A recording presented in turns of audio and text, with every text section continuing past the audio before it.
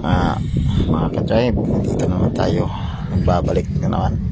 Nakikita mo dito, alas 6 pa ng hapon yan, wala pang tao.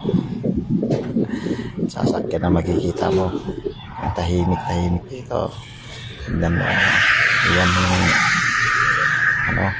pinupuntahan ko. Nakikita mo dito, walang naglalakad kahit isa.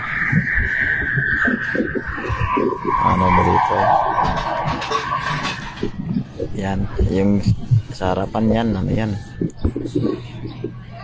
yung kinakasal ng mga Arabo dito kasi ako sa Najran City, Saudi Arabia. Yan ang tahimik,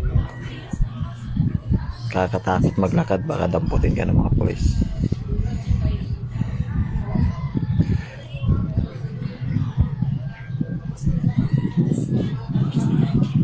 Yan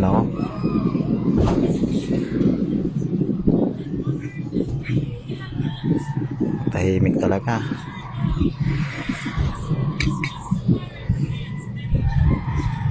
Ayun, may isang kotse.